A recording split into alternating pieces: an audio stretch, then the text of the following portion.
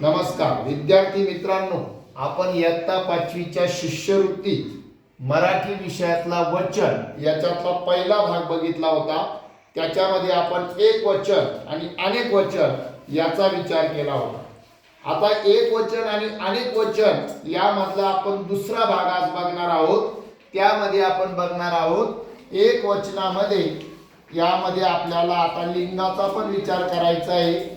पुल्लिंग शब्दाचे एक वचन आणि अनेक वचन। आता पुल्लिंग शब्दाचे एक वचन आणि अनेक वचनाचा जर विचार केला तर आपण बघा लिंगामध्ये बघितलं होतं एक वचन लिंगामध्ये आपण बघितलं होतं ज्याच्या पुढे तो शब्द लागतो त्याला आपण काय म्हणतो पुल्लिंग। मग आता इथं बघा एक वचनामध्ये होता आंबा, हा पुल्लिंग एक वचन आहे, त्याचं अनेक वचन काय झालं आंबे। म्हणजे आंबा हा एक वचन पुल्लिंगामध्ये आहे, त्याचं अनेक वचन झालं आंबे। तसंच मळा, याचं अनेक वचन काय झालं मळे, ते मळे, तो मळा ते मळे, तो आंबा ते आंबे। आता याच प्रकारात आपल्याला एक वचनी आणि अनेक वचनी जे काही शब्द असतात ते कसे सारखे असतात ते बघा। आता जर आपण अकारांत पुल्लिंग शब्द बघितला, अकारांत याच्यामधला एक प्रकार आहे अकारांत। म्हणजे ज्या पुल्लिंग वचनामध्ये पुल्लिंगी शब्दाच्या वचनामध्ये अकारांत शब्द, अकारांत म्हणजे काय, ज्याला शेवटच्या शब्दाला अ उच्चार होतो, दिवस याला म्हणायचं अकारांत। उदाहरणार्थ अजून वार र उच्चार झाला। मग आता बघा दिवस, आता दिवस हा शब्द जर आपण बघितला तर हा एक वचनामध्ये पण दिवस आहे आणि अनेक वचनामध्ये सुद्धा आपण काय वापरतो दिवसच शब्द वापरतो। त्याच पद्धतीने वार, हा वार सुद्धा आपण एक वचनामध्ये वारच म्हणतो, अनेक वचन असले तरी वारच म्हणतो। त्या पद्धतीने पुढचा आहे तीर, हा सुद्धा आपण एक वचनामध्ये तीरच म्हणतो, अनेक वचनामध्ये सुद्धा तीरच म्हणतो। हे झाले अकारांत पुल्लिंग। त्याचप्रमाणे दुसरा प्रकार आहे अकारांत नंतर दुसरा जो प्रकार आहे तो आहे इकारांत। इकारांत, आता इकारांत शब्दामध्ये काय येतं बघा, जर आपण बघितलं शेतकरी, बघा शेवटचा जो शब्द आला त्याला ई आला म्हणून याला इकारांत म्हटलेलं आहे। मग बघा शेतकरी हा एक वचनामध्ये पण शेतकरी आहे, अनेक वचनामध्ये पण शेतकरी आहे। अजून कोणता शब्द आहे रोगी, बघा एकटा असला तरी आपण म्हणतो तो रोगी आहे, ते रोगी आहे। म्हणजे हे काय आले इकारांत मध्ये सुद्धा एक वचनी आणि अनेक वचनी जे शब्द आहेत ते सारखेच येतात। त्याचप्रमाणे याच्यामध्ये तिसरा जो प्रकार आहे तो आहे उकारांत। उकारांत, आता उकारांत मध्ये काय बघा चेंडू, बरोबर उ आला बघा, उ आला शेवटी उच्चार होण्याला उकारांत। एक वचनामध्ये सुद्धा चेंडू आहेत आणि अनेक वचनामध्ये सुद्धा चेंडू, हा चेंडू आहे हे चेंडू आहे, एक वचनाला तो झाला अनेक वचनाला तो झाला। नंतर अजून काय रे लाडू, एकदम बरोबर लाडू। बघा मी लाडू खाल्ला, आम्ही लाडू खाल्ले, म्हणजे काय आला तोच आला, एक वचन आणि अनेक वचन, याला म्हणायचं इकार। आता त्या दिवशी आपण एक उदाहरण बघितलं होतं बघा, पोपट पेरू खातो आणि पोपटाने पेरू खाल्ले। पोपट पेरू खातो आणि पोपटाने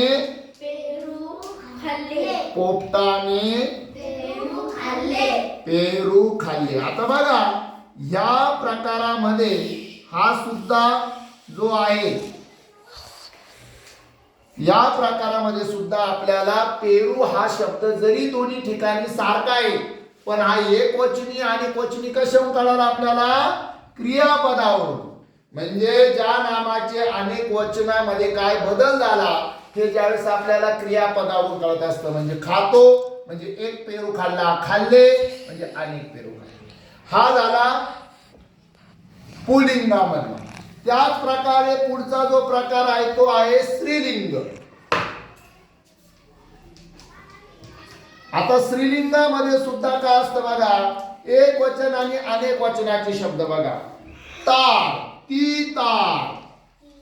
आणि जर अनेक वचने आल्यावर आपण काय म्हणतो, त्या तारा. आहे का नाही? ही स्त्रीलिंगी वचन झालं. जसं आपण पुल्लिंग बघितलं तसं हे स्त्रीलिंगी.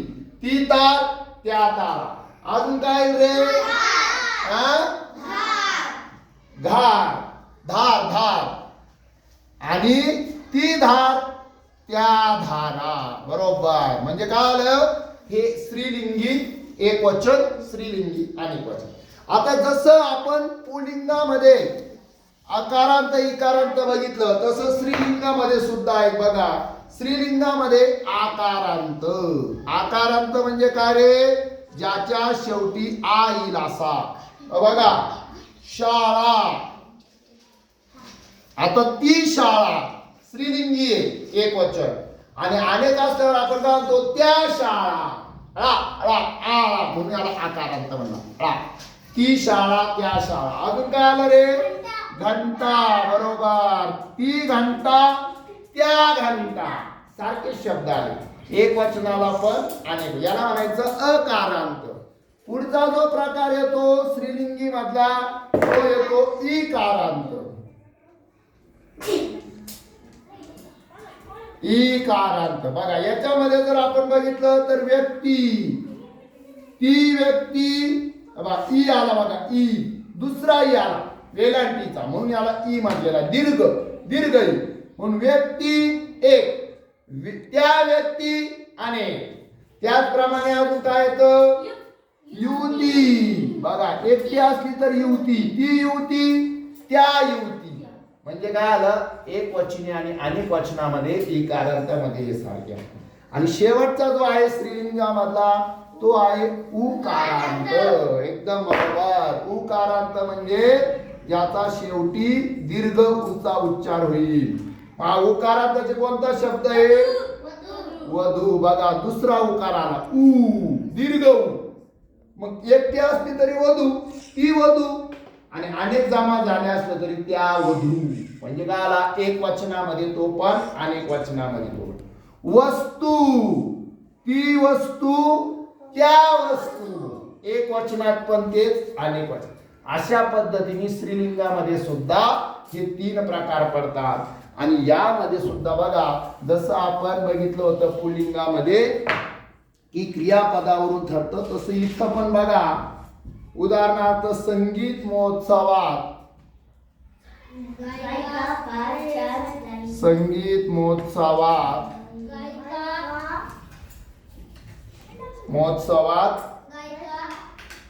गायिका फार छान गायली. बरोबर.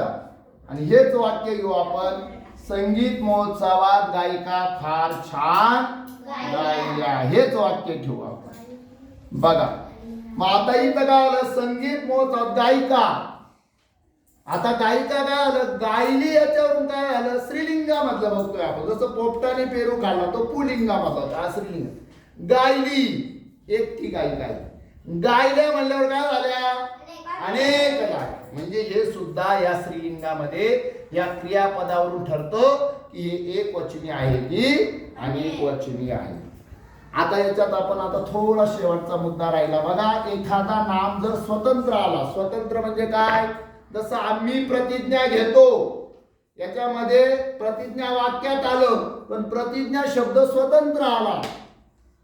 आणि मग तुम्हाला ओळखायला लावलं की एक वचनी आहे की अनेक वचनी आहे ते ओळखा.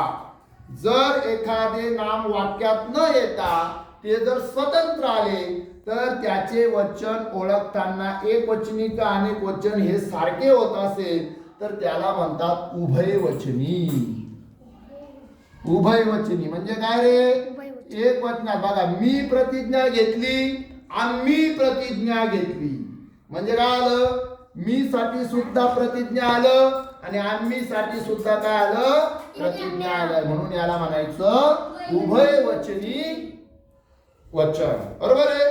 हा, अशा पद्धतीने. आणि आता शेवटचा याच्यातला प्रकार आहे नपुंसक. नपुंसक लिंग मधला एक वचन आणि अनेक वचन. बघा, नपुंसक मध्ये काय, झाड, ते झाड. आणि अनेक वचनामध्ये काय, ती झाडे. बरोबर. त्याच्यानंतर फळ, ते फळ.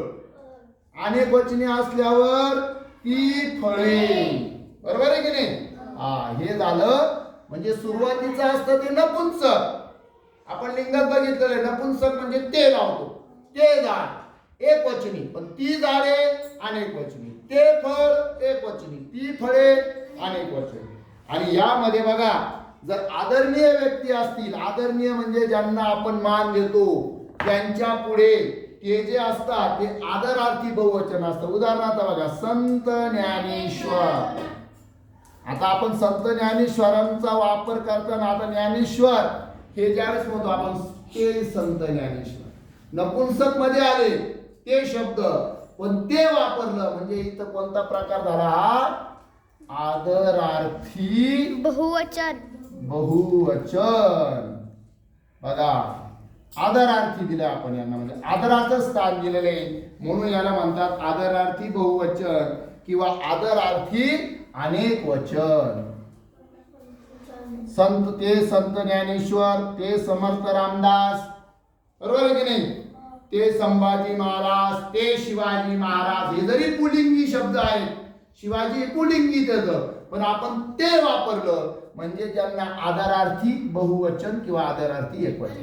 अशा प्रकारे वचनाचा हा दुसरा भाग आपण बघितला, ज्याच्यात पुलिंगामधले अकारांत, इकारांत, उकारांत, स्त्रीलिंगामध्ये आकारांत, इकारांत, उकारांत, आणि नपुंसक मध्ये कशा पद्धतीने असतात, त्यात उभय बहुवचनी आणि नंतर येतं आदरार्थी बहुवचन. ओके.